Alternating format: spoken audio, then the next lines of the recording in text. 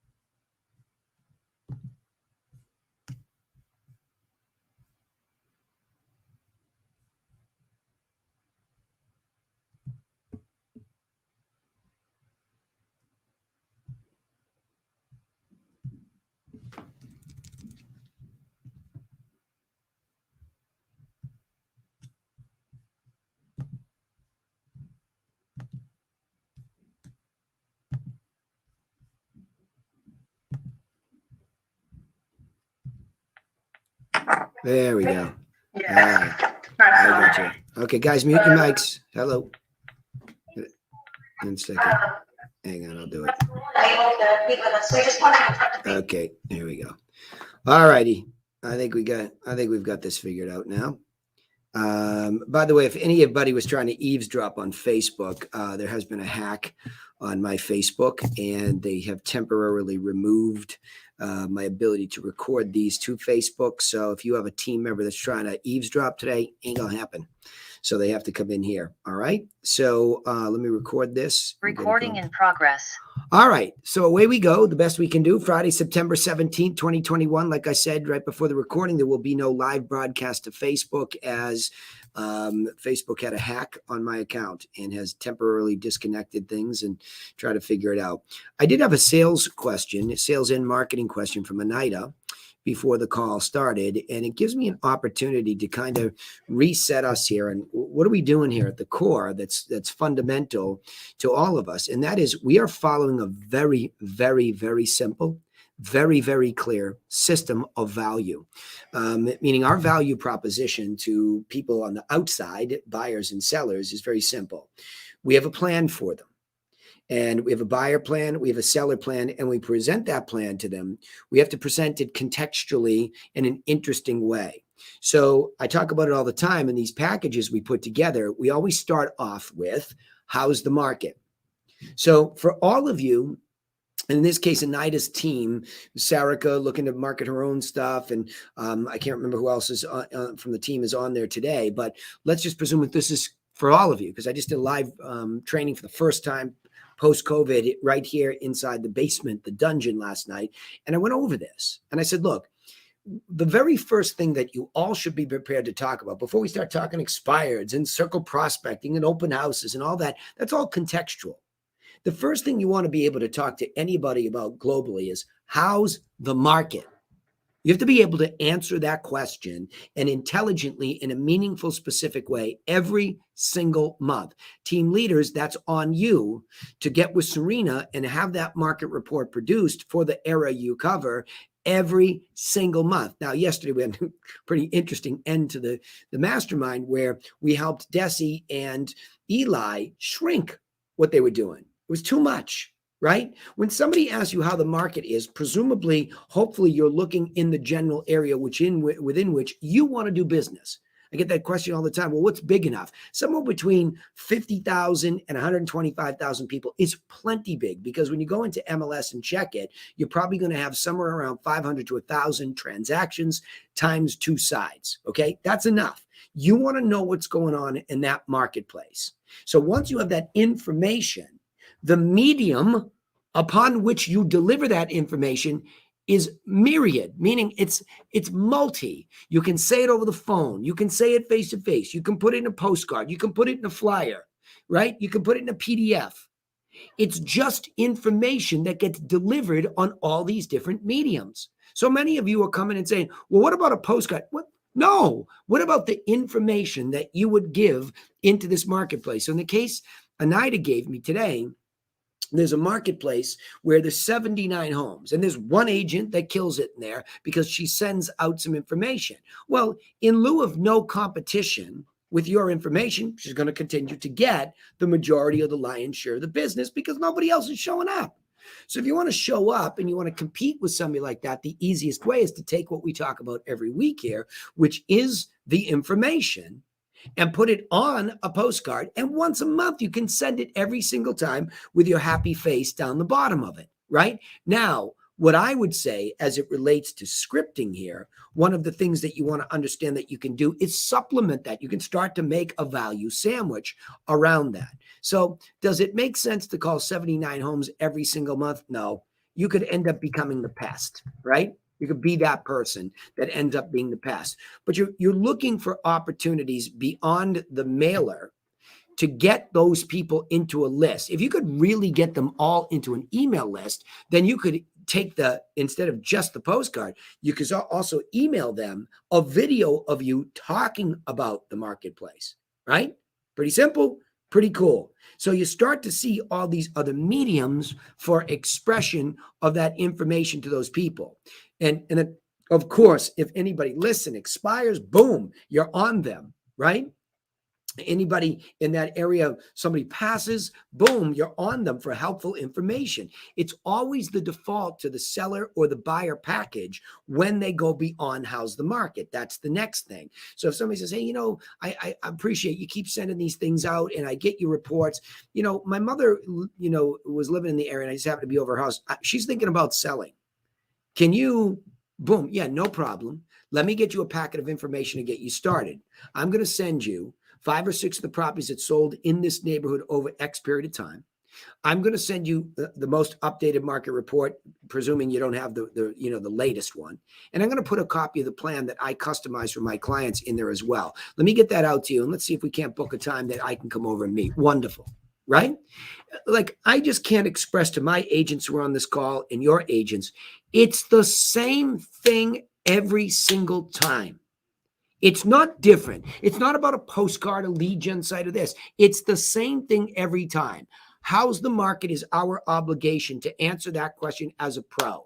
How's the micro market for me? Meaning I would like to buy a house in this neighborhood. Great. Let me show you what things are selling for. So you see what the money's buying. Then let me get you into, some financial conversation with my lender. You just start acting the same way in these buyer and seller programs every single time. So let me go back to Anida's example, and I'm going to show my screen here. And then we'll go right into some Q&A before we listen to the calls that have been sent to me today. So you come right into always the same formula right here, right? So somebody let me know. I've got you all muted, but somebody open their mic and tell me that you can see my screen. Okay, so I know. Yes, we can see you loud and clear. Thank you. Awesome, Desi. Thank you. So the idea would be, okay, so we've got a postcard. And I'm not going to go in there. Sarah, you can go in there and just get the postcard version of the market update, right? But the point is, we have a script for that too. So let's say that we just go to a list company, a title company or whatever, and we get a list of all the 79 people who are there. And slowly, you're just taking that as your database. So Laura, ironically, Laura and I were just doing this. I'll see if I can put it up here. We were just redoing our contact update form. So imagine having a contact update form for 79 houses. You know everybody's first name, everybody's last name, everybody's phone number, everybody's email, right? And everybody's mailing address. That's a fully formed contact in your database, right? If you could get that information, then you have all the mediums upon which you could deliver your message, all of them. That's the best you can do, is a fully formed contact like that, right? So that's the whole concept here that I'm talking about, so that now somebody picks up the phone and says, hey, Anida, this is Danny Griffin from Griffin Realty Group. I'm calling you because I noticed that you live in XYZ neighborhood, and I want to let you know that the latest real estate update came out, and I'd like to send you a copy of it with all the details so you can see how it affects your value. So a call could be made, something like that, quarterly, as this thing is going in, just to begin to strike up, conversation, right? See if anybody has interest. See if anybody has the next level, the automatic updates in MLS to find out immediately what sells in the neighborhood. So not just generally how it's doing, but what sells. Now, if you wanted to do a top 10, sales in that neighborhood, 79 is pretty small, so I don't know how many there would be. You're mimicking the market update. You see, it's always the information first, and then the calls and the emails to follow second. Those are nothing more than medium. Let me see. Anita, you can open your mic, or Sarika, or whoever else was there today, and I will show the information so we have it up here. Ladies, open up your microphone. Sarika? Hi. Hey, Danny. How are you? Okay. We're good. Good. So Sarika, were you able to pull up the version of it that is the postcard? The market update. Yes. I saw the flyer. I saw the introduction one under market update, and I saw one more. There were 3 in there. Okay. So you did you have the one that's the postcard version? Because if not, Right. I can find that one for you. Yeah, I didn't see the postcard version there unless I missed it. Okay. Okay, good. So I'll get that for you after the call. All right. Okay, thank you. Yeah, just make sure it's there. But you don't see anything under the word postcard separate from that, do you? No, I saw a flyer. 3 were there, but they were all flyer type of Okay. things. Okay. All right. So, but Yeah, That's the what- one. but Yep. look for labels on the side that say postcard. Okay. Okay. Well, while we're doing this, but for the rest of you, this is the information that is relevant and the most relevant. If you do nothing else but hear me say today, you must know this once a month, then know this once a month. I have to start top down. You all go so fast, micro. My agents, the agents in the TRC, their team, everybody tries to go down into micro when you don't even know your own dang market from meaningful specifics. So somebody said to me yesterday or whenever it was, or Josh said to me, well, why do you do the top 10? Because it's interesting to people. This is information that's supposed to be interesting to the consumer and informative to the extent that it shows that you curated, went out and got, organized, put it in this format, and delivered it to them. That's a service. So when you're serving up free information, it has to be educationally entertaining too. So we make it a little bit more educationally, we put a nice picture up there. So somebody sees the picture. Oh yeah, I live in the Back Bay, or I live in Boston, and that's what it looks like. Top 10 sales. Ooh, wow, rich and famous. Look what's happening around me. And then the very specifics that you need to know about. This is, I call it cocktail talk. People get all sorts of excited about this when they look at it, right? Because everybody, they talk about price per square foot like it actually means something, right? I mean, forget about layout, decor, location, and all that. Price per square foot, right? All the know-it-alls love that. So give it to them, right? And show them it's up, it's down. Average price. Show them it's up or it's down. What's happening? And these things tell somebody. This is self-explanatory how the market is. By the way, look at this one. This was back in April. Right? April 2020 through June of 2020. It's fascinating. I had to look for an old one. You could see the market in Boston dramatically cooling because of COVID. People were running away from that. So I could show them. Instead of saying, well, people aren't real. No. The average price is dropping precipitously. The average price per square foot is way off. The inventory's through the roof. It's up 62%. Right? So all of this stuff was really showing that the market was crashing. So you see, I could answer the question. My company could answer the question with meaningful specifics so that after the how's the market, why are you asking? Were you thinking about selling your property in Boston? Yes or no? Yes, I was. Really? Why were you thinking about selling? Here we go with the scripting. Let that flower open up. Well, I'm scared of COVID. I'm scared of all the violence that's happening in the city, and I'd like to move. Really, on a scale of 1 to 10, how motivated would you say? I'm a 10 plus. I'm an 11.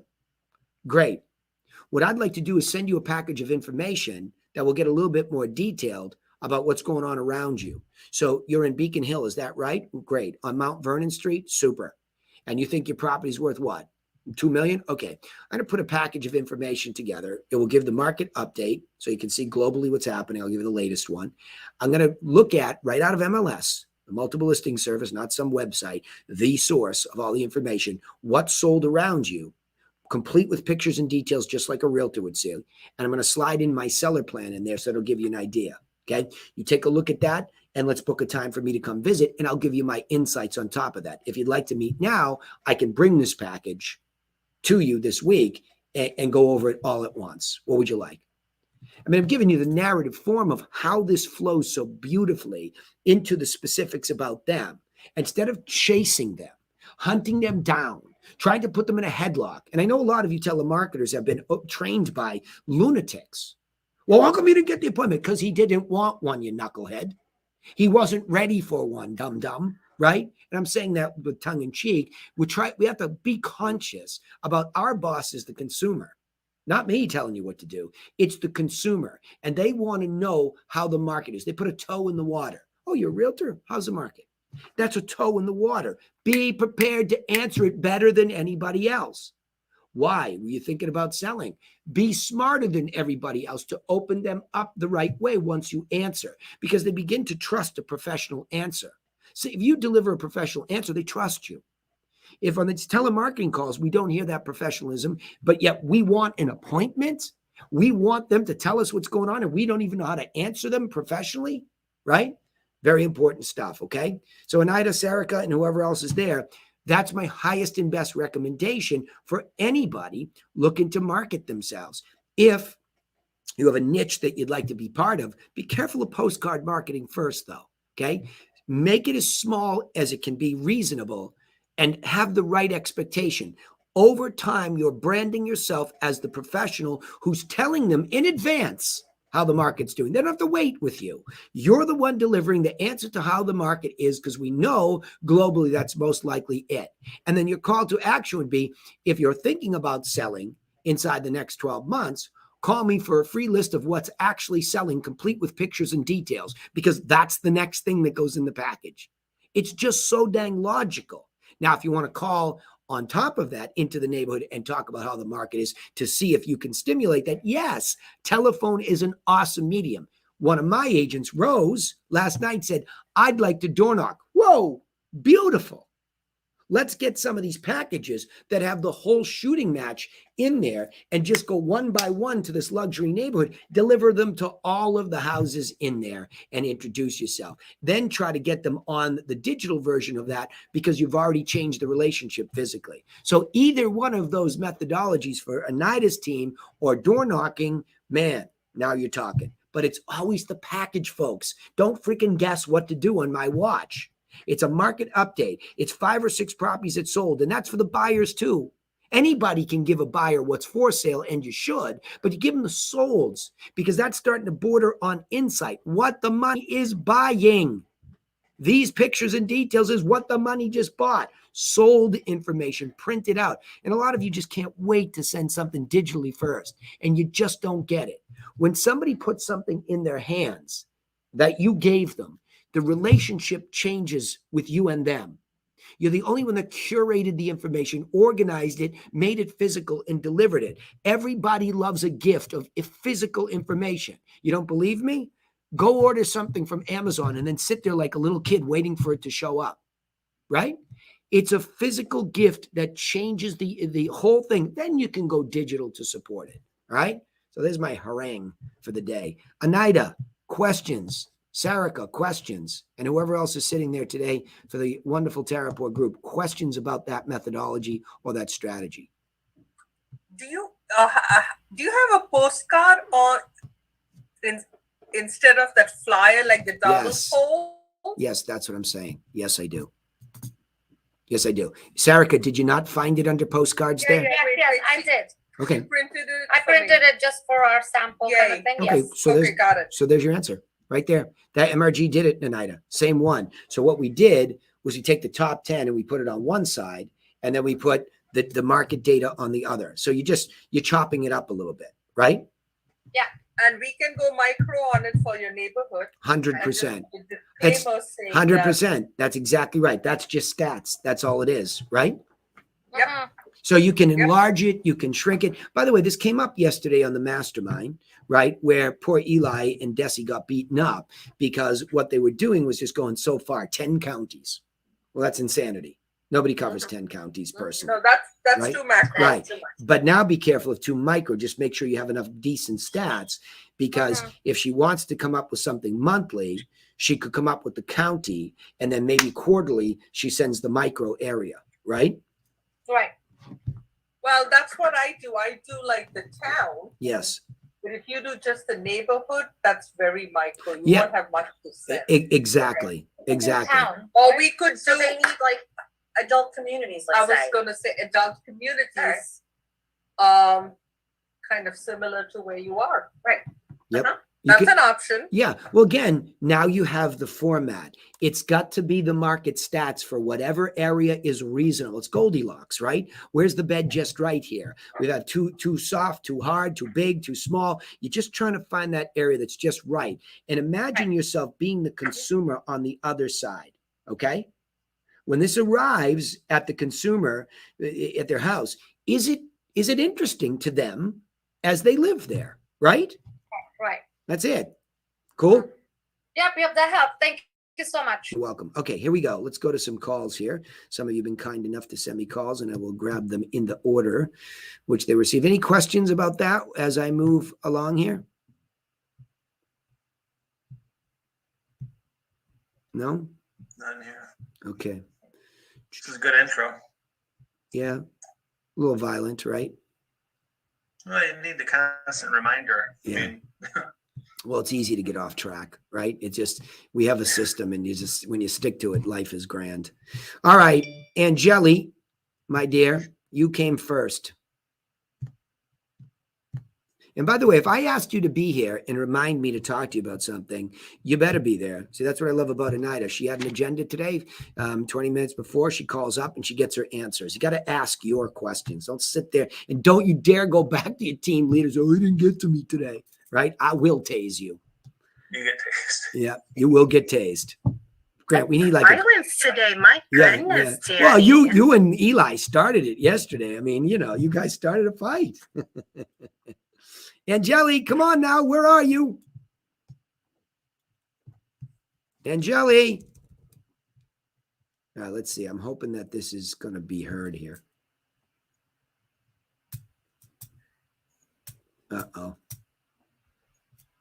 This is not a good sign. Something is going wrong on the computer. Let me see. She's having issues with Zoom because both of my telemarketers today had problems logging in. Definitely. So. There's definitely a bug going on with Zoom, and I think that's why Facebook shut it down. Let me see. I think I was able to download the MP3. Let's see if it'll play on iTunes instead of straight off the. Let's see. I wanted to apologize to you, Danny. I'm Brandy. It took me at least 3 or 4 minutes to get into Zoom, and I have an account. So I had to go back to yours, grab the ID, go in, and it took me like 2 minutes. I kept trying to put the meeting ID in. So I apologize. I wasn't late. I'm never late. I was here trying to get into the meeting. No sweat. So I do apologize. No, you don't have to apologize. We might have a bigger problem here today. Don't know what's going on, but these recordings can't even be heard, which is really weird. Bear with me.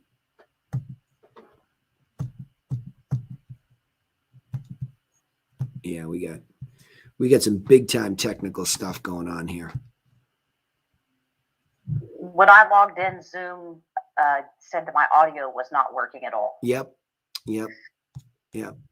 Something's definitely off. So you might just have me doing a little lecture with you in Q&A today, which I'm fine with, because it does look like there's definitely some. So you're all having audio problems. It's not just me, yeah? Yes.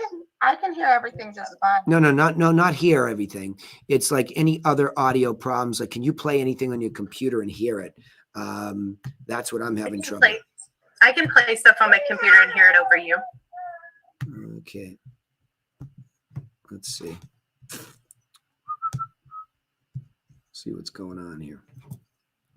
All right, give me another sales question while we have it. Telemarketing question. Let's keep it rolling while I mess with the tech. Go ahead. I want some questions. Open up your microphones, ask questions. Stop eavesdropping and like just hanging around. That just bugs me so much that it's the same cast of characters. There's 31 people on here today. 31, right? Live with me. Forget about eavesdroppers who On can't. these telemarketer calls, Danny, or on the calls we're making, All of you. Yep. Go ahead. prospecting, expires, whatever it might be. It seems like it's easy for a prospect to get us off topic, or not even off topic, just explain their situation, and we appear to kind of fumble to bring them back to the message we want to deliver. Okay. Do you hear that? Maybe I think it's training on my part that I need to do. Kelly, are you with me? Kelly, I saw our phone number in yeah, there. well, she was definitely one of the people having trouble, but I gave her the Zoom link directly. So, Kelly, can you text her, Grant? Because let's hear her phone number there. Yeah, if you're going to talk about what you're doing with her, it's better to have you both sitting here. Yeah. And maybe I could upload a call so we can kind of go there, because as I listen to them, I'm like, I really need to sit with her and train and go through these calls. Kelly, come on, unmute your mic. Okay, more questions. Come on, don't make me struggle. I better hear from my own Griffin agents. Kate, you missed our live thing last night. You get in here. Hey, Danny? Yes, Anita, go ahead. Kate gets in, can you talk about a dialogue for circle prospecting? 100%. I mean, that's easy because that's right here.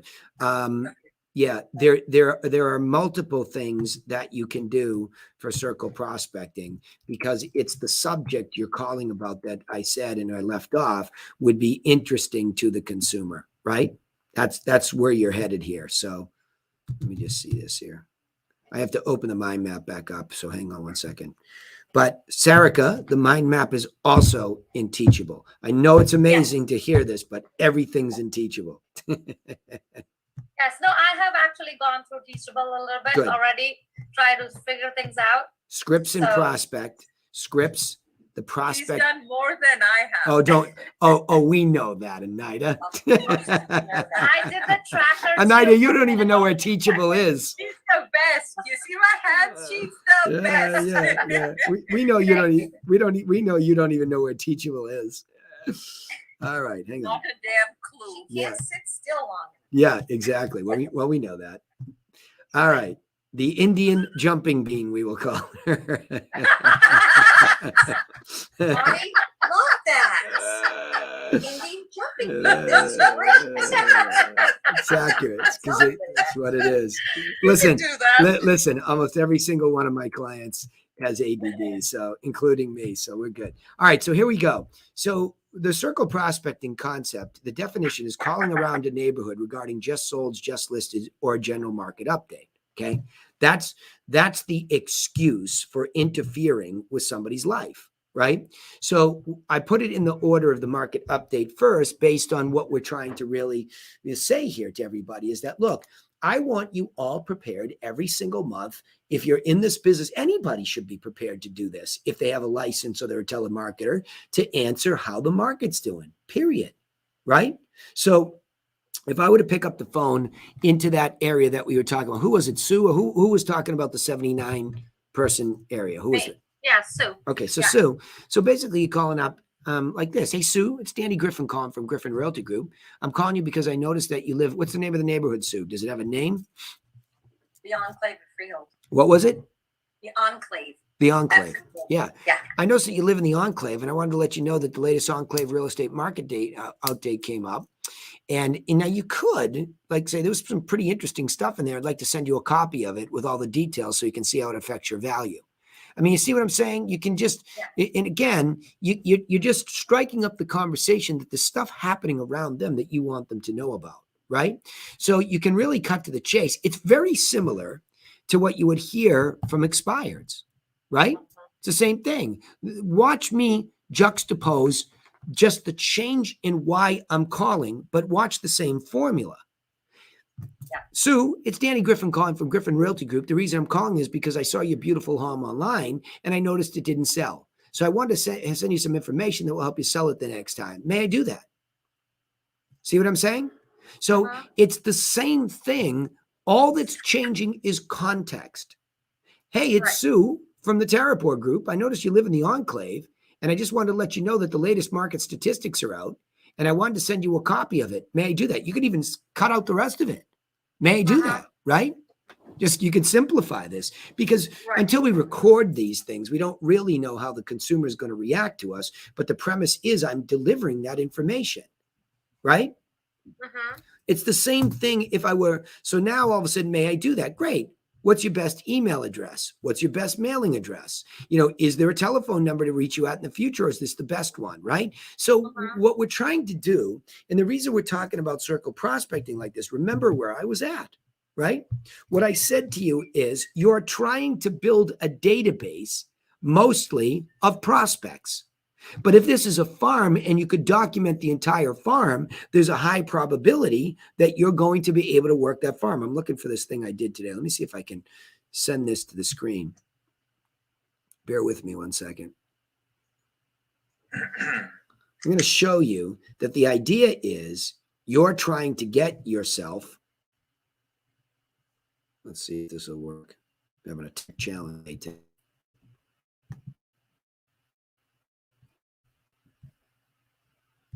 Okay, here it is.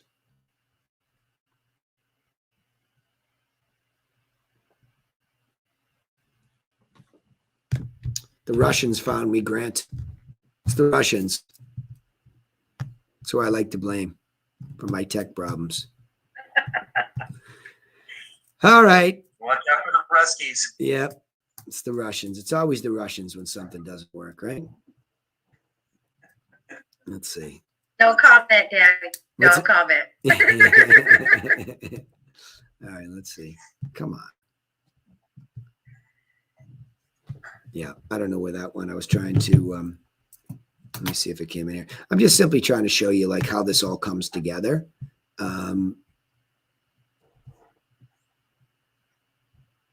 Here it is. Okay. Can you see my screen? Sue, Anida, Sarika, stay in my hot seat. Yes. Okay. Okay. This is what I'm after all the time in my database. So you see, so what? You with me? Yep. Okay. I'm after their first name, their last name, their email, their phone, and their mailing address. Okay. When I refer to us having a fully formed contact, that's where it would start. Right?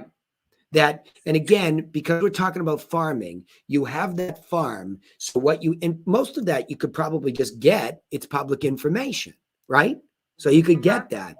But the next thing is how they enter into our database. And this was a big conversation at my company last night. We took the time to have Serena, who literally works for a rocket science company, build out a simple database so that we could begin to put and organize people in there so we know who's most likely to become our prospect and then our client, right? So the type of person is buyer or seller. The disposition is, are they a lead? We don't know anything about why they want to do this. And we don't know on a scale of 1 to 10 how motivated they are. So the disposition for a lead is that if they become a prospect, we know they have a real why. We know that somewhere in the next 12 months, at least, no longer, they're going to be a 9 or a 10 if we can help them. That's a prospect. And then the last thing is client listings are obvious and buyers are working in the field with them, right? Now, the next thing is we can begin to put a value on our business because even if they're a prospect or even if they're a lead, see, Anita, this is one of the biggest problems we had. When we go back to the olden days of internet buyer leads, we're buying gajillions of leads. If we would only have taken time to do this with each one, we would throw up thinking how much value potential there was in our hands. Because if you took the average person at the Enclave, Sue, what would you say the average house value is? $700,000. Okay, $700,000. And what would you say you could probably achieve for a commission rate off the $700,000? One side, not double-ended, just one side. What's your best guesstimate for, we're not fixing commissions, obviously. We're just having a discussion about theory. I get a $700,000 house. What in that part of New Jersey, what can you get for a co-broke fee? You can get 2.5%. Okay, there you go. Okay, so you have 17.5 sitting in your face in 79 potentials. That is unbelievable value. 17.5, this is a tiny market, times 79 gives me 1.382 million in commissions if everybody in that neighborhood were to sell at that average price at that average commission. So you're staring at now, just like that, the real value of a marketplace. And it's only 79 people deep. This is Desi. You get this? Why we were going through this the other day? This is why we did it. I mean, this is only 79 people in her marketplace that she's trying to target, which is a smart starting spot. So she has 1.3825 in potential commission that she's chasing, right? I mean, it's incredible when you think about that, right?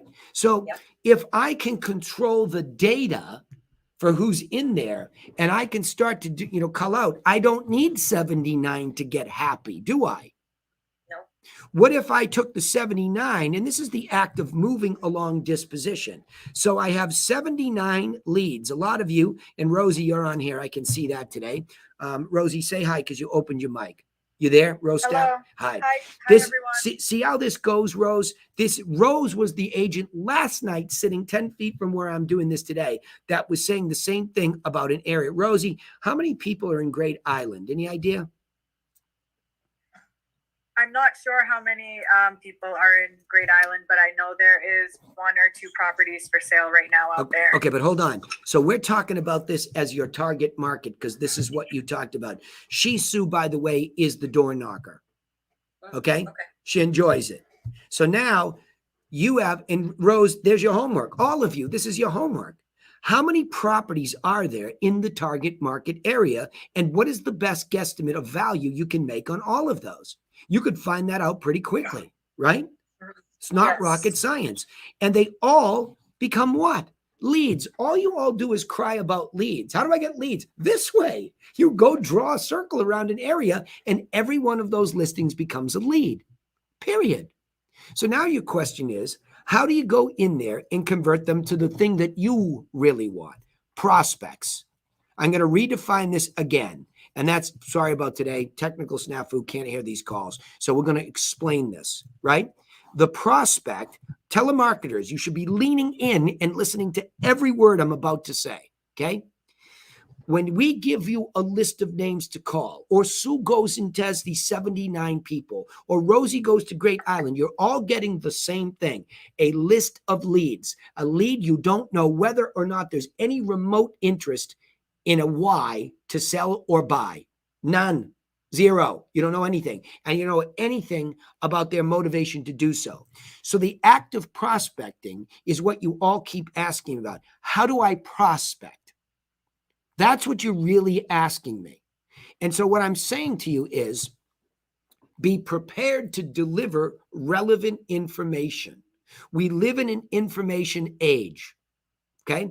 Everything is based on information. The internet is founded on delivery of information, period. So the terms curating and organizing become very important for you to understand that's the value. So if I'm to go in and I'm to get the information that's relevant to any of these marketplaces, I must be prepared. So all you telemarketers, Angeli, this one, that one, you are supposed to be prepared to be able to answer the very basics of how the market is. Grant, that's your obligation to Kelly, right? Is to deliver to her and talk about once a month. So when you were talking, and I don't know if Kelly ever joined us, but you need to be able to give her a couple of talking points so she doesn't get off track. Because she's like me. Naturally, she's a chatty Cathy, right? That's what she is. So, of course, she's going to go off because she's trying to connect because that's her natural state. But the discipline comes from knowing how's the market is the opener, right? When you're prospecting, Because a lot of people, when they recognize the word realtor, their natural knee jerk is how's the market? Well, you know, it's interesting. You should say that the average price is up here and the average price per square foot is down. Why would we go to those two things? Because that's what every knucklehead wants to talk about, right? Boom, boom. I would start with those two things. Average price per square foot, and then get off of it because they are not the realtor, right? Get off of it. Because that's just the way that you begin the prospecting, if necessary. Rosie, Sue, if you were to pick up the phone or door knock, that's what it is. You see that house and that person as a lead. And in your package, you're able to get more specific, like with expireds, because we know where they are. See, with buyer leads, we have some indication that when they come into a website, they're looking in X area from X site. So in the beginning, the fulfillment is, hey, it looks like you're looking for this. So I'd like to refine this for you to make sure you're getting this. Is this the right thing? Is this what you wanted? Can I refine it? Add criteria. So you're always trying to fulfill whether you're being proactive and jamming it in their face because they live in the enclave, or you're trying to refine it because they asked your website to give it. It doesn't matter. It's that first beat of here's what's in it for you. Grant, you with me? Yes, sir. Okay. So if there's the one beat is how's the market, the next beat is these specifics. Let's just presume we already know that maybe, you know, there's an interest. Specifics in solds that are insightful. And then lastly, the plan, if they're very serious. And then lastly, the visit for the insight on top of all that info. I mean, we've curated it, organized it, and can deliver it, but who the hell's going to explain it? That's what insight, means. We need an explainer meeting. So this becomes very logical. Now, here's the challenge with it. A consumer doesn't know that we want this organized, and they don't care. So they might pick up the phone, or they might come to an open house and say, hey, I'm just trying to see what, this money's going to buy, for this house, because I had my house for sale and it didn't happen. So they can collide in to this assembly line anywhere they want. That's another problem with telemarketing, Grant, is that it doesn't always go to scripted plan. So the challenge of the role play, that if Kelly's falling off and not getting back to the plan, number one, is the plan being trained into her brain over and over and over? And is she fighting it? You can hear me get into arguments with telemarketers on this call, not the human, their paradigm. It's an intellectual insecurity that crops up in all of us when somebody tells us what to do for the first time. So you have to buy in, submit, and say, maybe these knuckleheads are right, and maybe this is a better way to do it. I better be able to answer how's the market. I better understand that when we get them the solds, it gives them insightful information. I better understand that the plan are the steps that they better take when they're selling or buying without us or with us. And I better be able to send somebody over there or out into the field to show properties, to give insight. If she doesn't know those core 4 beats, she can't rescue herself. Follow? Yep. I do. And I think I just said, and like these when Kelly and I get together or speak over the phone, these can be just 15-minute little training punches, right?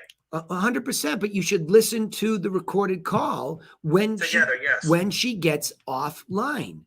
And that's why we did, all of those PDFs, and we're going to do PDFs for open houses. That's my next one. Next week, I'm going to do a PDF series for open houses so that when an agent goes into an open house, there's a script for it. Hey, thanks so much for coming to the open house. Sellers ask that I have everybody sign in the sheet. And once you're done doing that, feel free then to take a full feature sheet of the property and then take a tour of the property. That's the way it goes. You don't just walk into somebody's private home and then not listen to the person running the show. That's a script, right? You sit there like a maitre d' or a hostess of a restaurant and you control the outcome. And that way now first of all, you've done the service to the seller, but secondly, you've done the service to yourself to see if these people are working with somebody or not. Now you can go into the act of prospecting. It doesn't matter where the lead is met, open house, door knock, phone call. It doesn't matter. It's always going to be the same thing. Now I look down and I think, is this a prospectable situation? Right? Now, you can lead with the information and give it, even like if you're door knocking, be prepared to give it away, even if there's zero something going on there, unless, of course, they reject it. But if you're on the phone and you're telemarketing and you just don't feel like it's a prospectable situation, you could say, well, look, I don't have to send this if there's absolutely no interest in it, right? So don't fall in love with sending information to prospect somebody if you think you're creating a cloudy database. Look at Sarah Van, you know what that sounded like. Dave Orr knows what it sounded like. They're both up in Canada doing a good job. And Sarah Van, who kills it, right, defaults back to some like non-systematic, non-informational thing that doesn't land her right back what I was just showing, that fully formed contact. She doesn't even know what kind of prospect she has. That's the kiss of death. The value in your database comes from all those prospects that are definitely going to do something, and they have a very particular value now, right? Either they told you what they thought it was worth, they expired at a number, or at least you have some kind of an idea of value and some kind of idea what commission rate and commission you could achieve. That's a real potential. All you have to do is continuously provide the information that keeps them updated on how's the market, what sells around them or in the area they want to buy, and you keep the tip series coming. And then from time to time, you call to say, are you getting all of that helpful information? Do you have any questions about it? Are you ready for the insight visit? Because you're now a 9 to 10, right, Grant? Never any different. So tell me in your own narrative, how is she getting thrown off?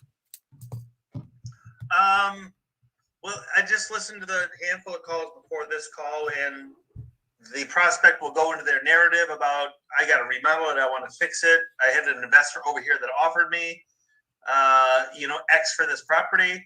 I want my money and all this. And it seems like we're kind of, and Kelly's very good. She's getting us appointments and listings. So it's great, but I want to train more so she could sort that noise Grant, out. hold on, Grant. Well, let me have Grant come out. Grant, you're pulling a punch there. We know Kelly's good. Don't pull a punch. What's wrong? Tell me very specifically what you hear her doing that's not right. Be specific.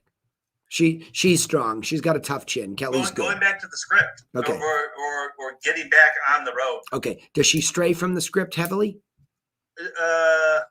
Once the prospect opens their mouth and starts going into their deal, yes. Okay. What happens? Where does she get lost, and what do you wish was happening differently? That she would listen to him, have compassion. Thank you. I hear you. Well, maybe it's a great idea to have Grant come out and take a look at your property, or sounds like you're not ready to do something, or just kind of bring them to a conclusion rather than be agreeable. Sarah Van. And then the call just kind of ends there. All right, I'll call you in a week. Sarah Van, open your mic, please. Yeah. Okay, I'm David Orr, open your mic, please. Yeah. Okay. So you two are veteran pros, really good, who have gone through the ups and downs of the emotions and the snapback effects, et cetera. Sarah, you start, and then Dave, you give your opinion. What happens to us that we just don't remember to get clarity at the end of a call? So Sarah, it's only a week ago that we went through this very thing with you. And then we had the team training. Tell me, tell them, tell Kelly, as a fellow telemarketer, what happens? Why does that happen, in your opinion? Because I'm not keeping it simple. I'm not following the system. I'm not looking at what I should be saying. Look, like now I actually have my script in front of my screen before I make that phone call. I take a quick second just to remind myself this is where I need to go, and then I jump into the call. I'm not rushing myself anymore. I'm taking my time and being really conscious about what I'm asking and what I'm saying. If you were to venture a guess, why any of us, and this would be for salespeople, oftentimes there were times when I would go out and give a presentation or meet a buyer, and I would never ask simple questions like, when do you think this really is going to happen? So I know how to follow up with you. Like, what are we so afraid of, do you think, about being specific? I think the fear of rejection, or the fear of, we just assume, we make people's minds up for them by assuming that, oh, they're not going to give me the right answer, or maybe they don't want to tell us this answer. Maybe that's why we're scared to ask these questions. Yeah. Dave, what about you? Give me your opinion. Why do we leave so many things nebulous in the database? Why do we do that? Sometimes we're poor listeners, I think. Okay. What causes that? I think when you assume the answer before you hear it, I think that can be a problem. That's a real good point. And why does that happen? Why do we assume answers? What are we doing? What's going on here? Complacency. Yeah. Just kind of when you go through so many leads, it can kind of be shell shocking in a way. Yep. And you kind of can fall into bad habits. Yeah. You said a word there that's pretty powerful. The brain can only handle so much. And I get that as a coach. You know, that's why I'm begging you to understand that what I'm saying to stick to is really 5th grade level stuff. I mean, a market update infographic, 5 or 6, you know, as realtors or telemarketers, 5 or 6 pictures in detail sheets from the MLS and something you could read in a sit down in about 20 minutes, the plan. That's all I will ever make it about. Right? So what's happening is exactly what Dave is saying. The animal brain shuts down to reserve calories to survive. So if you're feeling tired one day, or especially these days, you're feeling lazy, or simply you just want to get high in a conversation because nobody's been answering, whatever the case is, your brain is snapping to what's comfortable to reserve calories. That's what it's doing. It's the animal part of your brain. So the conflict is quite simple. It's with the higher level thinking that wants to thrive and be successful in a business context. So the irony is, to control the animal brain, you must have a system that you can hang on to. You must. And it must be simple to touch and feel and look at right in front of you. That's why telemarketers especially, we made these PDFs. There's no guessing. And so if you may beat one and the animal brain said, all right, that's enough. This guy's, what a good guy. Shit, I'm tired today. Oh, yeah, so your kid plays baseball too. And off we go. Dave's right. It's the comfort level that leaves us in this spot. We as humans got high enough or comfortable enough to survive, and we stopped thriving by being systematic. And the result is catastrophic, actually. You see that mathematical example today? We get a question about a 79 single family area called the Enclave. We guesstimate a $700,000 average, 2.5% and 17.5. That brought us to 1.382,500. Now there are probably, well, let's say it turns over at 5% a year. Okay. So let's say we get about 4 sales in there a year, right? So you take that 17, 35, 70 grand is going to turn over there every year. Those 4. That would make most of you have a better year, dramatically speaking. So the issue that you're fighting with to try to stay on track, hang on to that system like a buoy, because the loss is tremendous. How many of you have ever had somebody in the palm of your hand only to have it show up with somebody else's sign on it? Simply because you left it nebulous in your database. But I thought that guy liked me, you say. Yes, the animal brain is right. He did like you. You did get high on the phone with him. You did have a conversation. He did like you. You're not wrong. But where you're wrong is you didn't finish the job that you're supposed to do, which is create a very clear prospect and serve them until they're ready so that you keep the sides on the fence up so the competition cannot get in because you outserve them. Otherwise, the craziest thing in this business happens. You stop paying attention. You're not sure. You're making a presumption. Your animal brain is making a presumption. There's a relationship that protects you. And all of a sudden, some rookie, somebody who's not anywhere near as good as you, comes in and is at the right spot at the right time and say, geez, I mean, I remember that guy, Dave and Sarah, but you're here and okay. It's called predictably irrational behavior. And that's what's happening here, is that people will make this huge financial decision in a predictably irrational way if you don't sit there and thrive by being an incredibly good and disciplined prospector. Sarah Van, David Orr, Grant, make sense? Yes. Yeah. Okay. Yeah. So desperately hang on to Making sure that, look, I brought that formula up before. Let me see if I just still have it. I'm going to go back to this form. Okay. Tell me when you can see my screen again, because I want you, and sorry for those of you that are on the phone, I'll be as articulate as I can.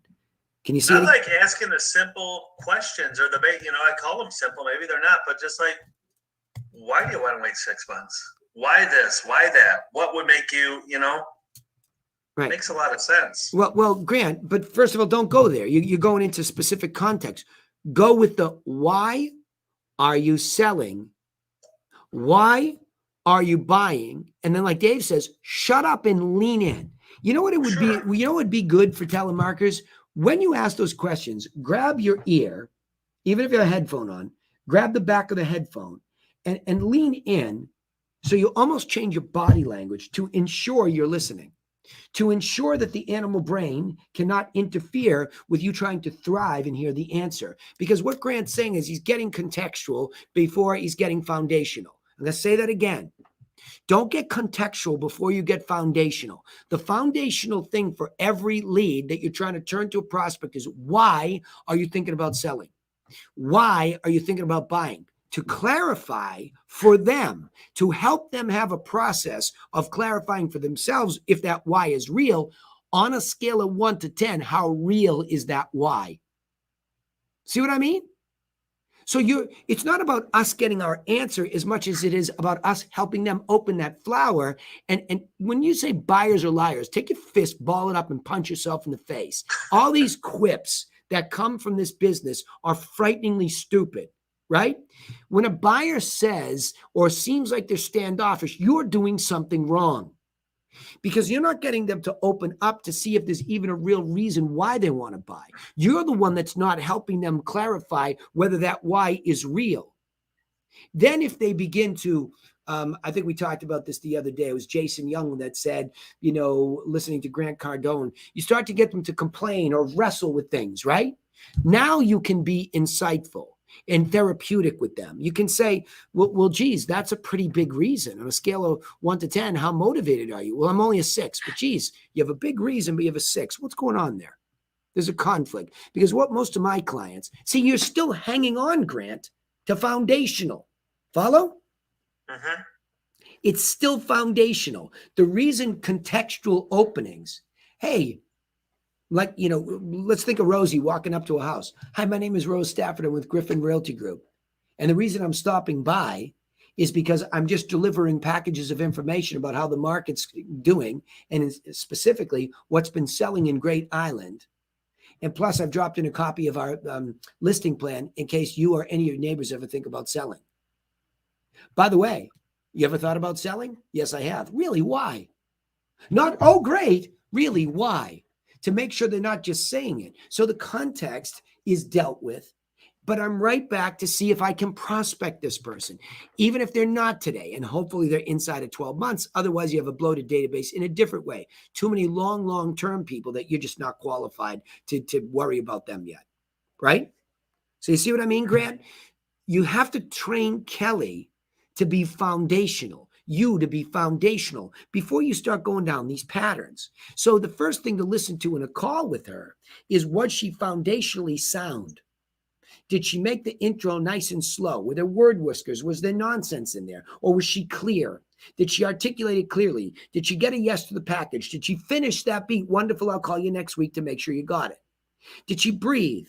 Then did you do the segue? By the way, while I have you, why were you thinking about doing this? Right? Does she lean in? Does she listen? Can you hear that? Like, you don't have to see her leaning in. Can you hear her physically take a beat and listen, like Dave Orr said? Right? Mm-hmm. Can you hear her listening? Can you hear her waiting till the full response is there? Can you hear her then ask, gee, that's interesting. On a scale of 1 to 10, how motivated are you? Can you hear her lean in again and listen? That's foundational. Right? And if we were watching Rose with a GoPro on her back, does she do the same thing at the door? If we were watching, Kate at an open house, does she finish the beats? See, an open house is the same beat. Hey, thanks so much for coming. Sellers asked that I have everybody sign in. When you do so, the feature sheet's right next to that. And then you can tour the house. Finish. Take a look down, let them do their thing, shut your mouth. right? Make sure they complete it. Look down. Do they have a realtor or not? Right? If they have a realtor, oh, I know Sally. She's a sweet gal. Good for you. Right? Or no realtor. Hey, were you folks looking for yourselves? How's the hunt going? How long you been looking? Right? That's legitimate because you're trying to see if you can then say, why are you thinking about buying a house? On a scale of 1 to 10, how motivated have you been? I mean, you might think that sounds awkward in a house, but that's what works, right? It helps them process, why am I in this open house? How motivated am I? Well, I'm motivated. She's not. Boom, we got all this going on. How come you're not? See, Grant, how it gets contextual after foundational. Got it? Mm-hmm. Yep. Cool. All right, questions about that, thoughts about that, or any other questions? I apologize today. Whatever was happening with the microphone, we could not listen to recorded calls. So all of you that sent those, I will send them. But let's have some conversation about this. I want some thoughts or any questions I will answer. Open your mics because we're at the end of the hour.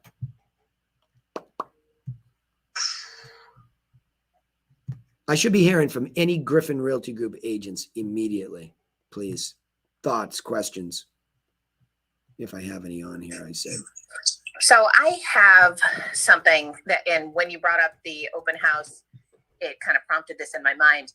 I am really good about getting full information. Yeah. And this one person at the last open house I did last weekend really gave me a run. And she was she would only sign her name and said that she's not sure if she's working with someone, but she might be. She had signed something before. And so I kind of eased off a little and let her kind of walk around a little bit. We talked, and then I went back to it, and she was like, yeah, I don't think I'm working with him. He did show me a few houses, but it was about a year ago. And so I was like, if you don't want to work with him, you're not bound to him after you haven't seen him or spoken to him in a year.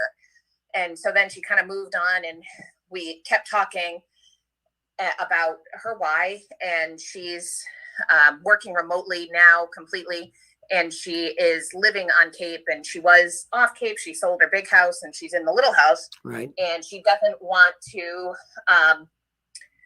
fix up the little house that she's in right now. Mm-hmm. So, but she said her husband is fully content.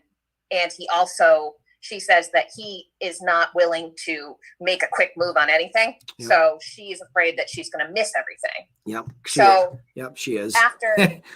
Keep going. Yeah. And I did tell her, I said, it is when things are priced right, they do go very quickly. And we built up enough rapport that she did leave her email address, but refused to leave her phone number. Yeah. So I followed up right away after, and then she slipped out the door when someone else came in. So I didn't even get to kind of work a little harder at it. Yeah. So very skittish, but definitely, she was telling me about an open house that she had gone to right before this one, and she was in love with the house, and she sent her husband over to it, and she was like, if I could get him to move, I would put an offer on that. So I do think that she's the real deal, but I guess my question to you is, what can I do at this point? I did email her. Okay, hold on. You know what I'm going to ask you about the experience in the house, I think. Okay, so how it went, and beat one, you attempted to have her sign in. Take yourself back in time. Did you talk at her while she was signing in? No, I did not. Okay, good. So good. Check the box. The physical layout of the materials in the house. And by the way, you are our single most successful open house agent. Everybody should know Kate just crushes open houses for us. Okay. I think you've made most of your entire career based off the open house, right? I think so too. So we're talking to a pro here, by the way. So now she comes in, she signs, and she reveals, I don't know if I'm working with somebody. Okay. So all of a sudden there's an air of prospectability in the house. Mm-hmm. The next thing I'm going to ask you is, did you have a package of information ready? Yes. Okay. Did you give it to her when she said that, or any other time after that? Yeah, I gave it to her right after. So I was probably 6 feet away from her while she was signing in. So when she stood up, I assumed she had filled everything in, gave her the packet of information, Okay, stop. and then Stop. realized. There was no dialogue when you, and Rose was making this mistake too. We're not just giving packages of information that help us prospect somebody to anybody at an open house. Okay. So you're rushing it. It's just like telemarketing. You're rushing. I could tell the way you were telling me the narrative, you had rushed. I could tell there was a hole in the boat. I can tell, right? Yeah. What you do, and this is what it looks like when I do them. My stuff is over there. My sign-in is over here. Beat 2 is over on it. Beat 2's over there. Poor Rosie, like we didn't train her. She was giving them away like hotcakes. You know what I mean? To everybody. Yeah. Have a package, right, Rosie? Right? So the idea is that is the very thing that is going to prospect for you, right? Mhm. If there's a viable prospectable opportunity. So what happens is she's signing in. You realize she's going through this diatribe about maybe having somebody, maybe not having somebody, right? Which I kind of felt like was just she wanted me off her back. Yes, So- right. And rightfully so.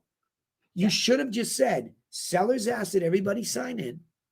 Yeah, If you I don't did mind say doing that. something, then you can take the sheet. Then you can have a tour. Stop. Be quiet. Right? Be quiet.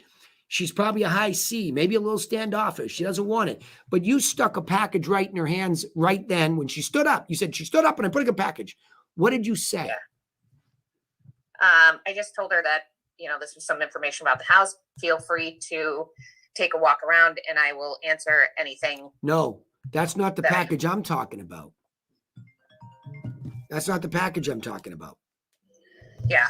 Well, I have it all together. No, separate them. Okay. Separate them. The listing sheet is a completely separate thing. Okay. Follow me? It would all get lost in the shuffle. It's a completely separate thing. Yeah. Your package over there has what in it? What's the package have in it? So this is the thing. I do have separate buyer and seller plans. Kate, But if Kate. Yeah. Kate, you have a buyer package and a seller package. If she's due both of them, She's kind of both. well, then Yeah. give her both. Yeah. But they're waiting there separately, ready, right? Yeah. So I don't have them separately. What's in so them? that's what What's in them? Explain what's in them. The plan sold properties as well as active properties in the area. Market update first. How's the market? Okay. Yeah. Market update I first. do have market updates there, but not. Nope, in stable. the package. Market update in the package. Next, 5 or 6 solds so they can see what the money's buying. In the other package for buyers, 5 or 6 of the same solds plus some for sales. And lastly, a buyer and a seller plan. That's it. Same thing every time. Every time. You don't even have to leave those market updates out there. You don't have to leave them. You're there to serve the seller. Telling somebody that's working with a co-broke how the market's doing isn't necessarily going to serve the seller. So you're going to go sign in, take a feature sheet, see the property. Do you like it? I'll call your realtor for you, right? Or you call them. But if it's prospectable, you want a nice clean package. Hey, sounds like you might be running around trying to look at Zillow and Redfin and drive yourself crazy. I took the time to put together a packet of information that includes the latest market update, 5 or 6 properties that sold around here so you can see what the money's buying, right? And a copy of the plan that I customized for my clients. Take it. Now, you would have drawn her in. But instead, you're asking a question that feels contentious. And she slipped out the door and all this stuff. You know what I mean? It gets weird when we don't do this precisely, right? Yeah. So is she prospectable? 1,000%. Is she a great prospect? No. Why not? Squirrely. And she didn't leave all her information. No. There's a better part of this story. Is she all the decision making? No. Okay. Yeah, so she So came by herself. you ain't even talking to him, right? And he seems to be the anchor. So if you gave her a package of information that went out the door and you followed up and say, hey, while I was talking to you, why were you thinking about moving yourself again? Was it this? And why doesn't he want to sell? Is there anything we could do to help him along? If I showed you some solds, you know what I mean? Now you can solve the problem, which is him. See, Right. you're asking me more about her and is she with somebody? And we're never going to have to be in a scarcity position where you have to steal anybody from anybody, as you know, right? Right. So what are we talking about here? This is easy, right? I guess, yeah. So I have sent her an email and she never responded. So that's what's kind of frustrating is I do wish that I was able to. Kate, it's not frustrating. She's a lousy prospect, okay? Yeah. You're acting like you're in a scarcity mentality. Yeah. She's not a great avatar. Okay. So don't fret it. It'll be or it won't be. Did you use Fast People Search to find her number? No. Okay. Do you know what her address is? Well, I can easily look it up. Be resourceful. She didn't respond to my email. I will tase everybody in our company that says that they sent a text or an email and then they have the gall to fret about it. Right? Yeah. Be like a telemarketer. Be an animal. Find them and say, hey, I just was thinking, I wanted to make sure I gave you the information that you needed and just double check with you. No pressure. Just, curious. Was any of that information helpful? And I know you said the reason why you wanted to do this was this. I never asked on a scale of 1 to 10, how motivated are you? Go right into the script and see if you can prospect them. And if you can't move on to the next one, but get your process right in that open house. Okay. It's not right. It's off. And it's causing you angst, which I don't like, right? Sure. Because it's almost like you didn't do something wrong. But gosh, man, do not fall into my kid's age bracket and say, well, I emailed him and he never got back to me. You know better than that. Get a number. Hunt him down, right? Yeah. Okay. Nobody's coming for you. That's right. Except me with a taser. Yeah, exactly. No, good job. You're a pro. So it's like we gotta beat on some of these paradigms still with you that that's comfortable for you. Send an email, hope something happens, and I'm so disappointed. No, you're not. No, you're not. You're not fully resourceful. That's what you are, right? Right. Cool. Good. That's a good anecdote, though, because I'll tell you, I want to repeat this to everybody. Kate, the one property in Dennis that was the Grand Slam, how many sales did you get off of one property? Would you say? Oh gosh. I mean, so it parlayed into so many things. I mean, it's still paying me back. How many? How many would you say? How many? Probably 10. You hear what she just said? One open house that was hot and she was organized. And you can see here's a pro getting even better. She's made probably 10 sales off of one open house. And you're all wondering where leads are? What? Like a head scratcher. As busy as I am, I still put myself into open houses to move the agenda for the company. I come back with a harvested group of prospects, give them to Laura or Lauren, say, go validate these, right? Period. If you follow this system, this is how it works. All right, good. Last call for questions. Last call from anybody. Rosie, you want to comment on that at all? Jake? Hey, Danny, I have a question for you. Go ahead, Jake. Fire. Hey, I'm going to print out my packets today to mail out. Is it just the packet that we created, that we did 3 MRG? Is that the only thing that's going to go in the packets that we send out? Market update. 5 or 6 properties that sold around them comes from MLS. I use Cloud CMA. And then the magazine version of the buyer or seller plan. That's what I put in them. Okay? Sounds good. Yep. And of course, the cover letter, Jake, to be contextually correct. Okay. So if you need one of those cover letters, if you're going to expireds or whatever, you let me know. I'll make sure you and Ziarelli have them. Perfect. Cool. What else? GVD. What do you got? No, I'm just kind of pulling up my fingers what goes in there. Yep. Cover letter, market report, solds, magazine. You got it. Rossetti, is that handsome devil in the background there? Look at him. Romeo. Hey, Romeo, give us a wave. Look at that handsome guy. Huh? Yeah. Oh my God. How you feeling, big boy? Don't mess with me. I got a new hip. Yeah, I know. How you feel? So I'm a hipster. You know what they call the hippie's wife? This is hippie. I like this is hippie. The guy's good. He's There got. he is. He's got. Going right over their head. He's hot. He's hot with the dad jokes today. I like it, Gail. Oh my God, it is something. Good to see him up and moving.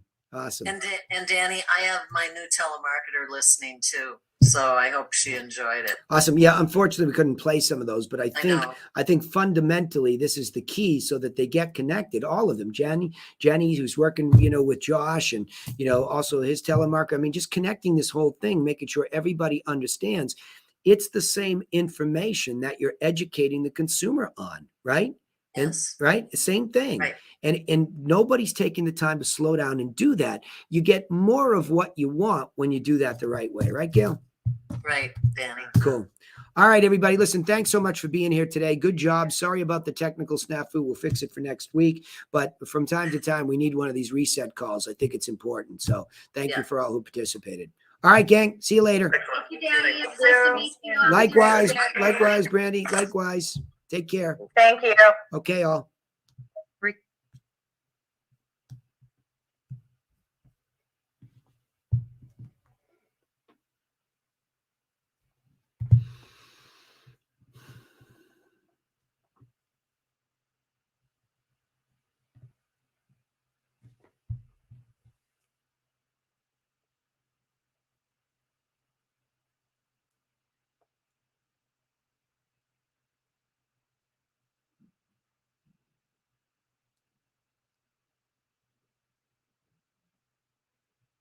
Hey, Danny, it's Patty Thoreau. I'm just trying to check in with you, or I don't know, should I be calling Laura? I don't know really. I want to know.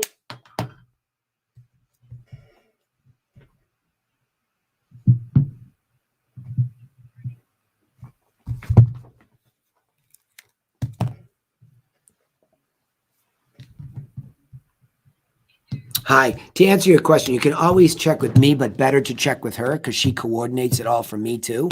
So yeah, well, just because it's, trying to keep systematic, she gets an update from me all the time. Her job is to client care manage, which means make sure we're in the right spot at the right time.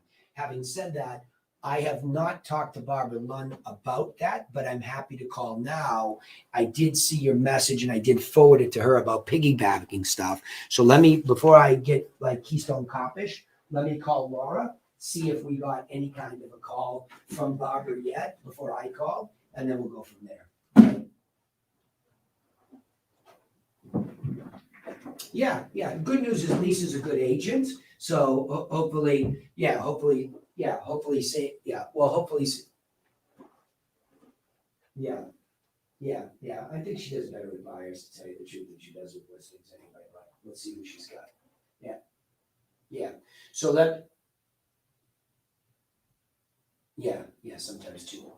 sometimes too much, but I like her. I'd rather have somebody aggressive. Yeah. No. Yep, all good. Yeah. Good. Awesome.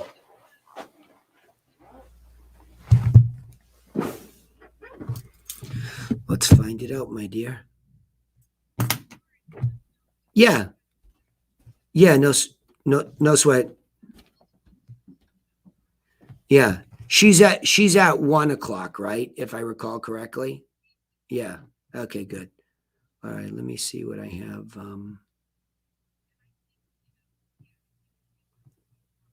Yeah. Oh, no doubt about that, my dear. But I don't want to kick them too hard because I think they're having a real process. You know what I mean? So I like. Yep.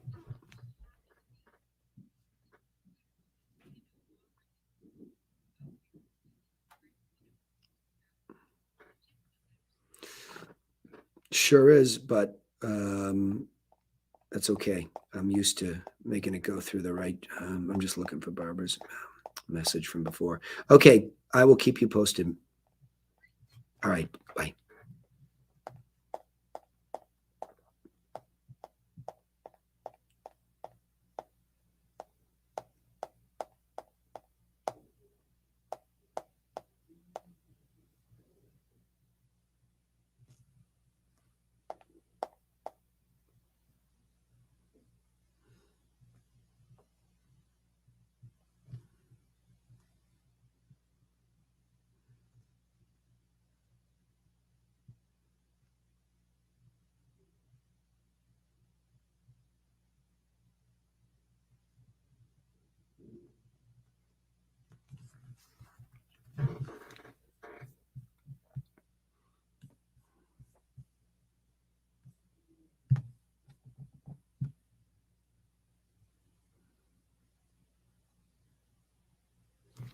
Hi, Barbara. Danny Griffin. How are you? Good. Hey, listen, I just want to see if you had any update because I'm just trying to plan out my weekend because I would want to be there myself. Okay. Okay. Okay, well, no problem. If you do hear from them, I'm over there at 1 o'clock to show it.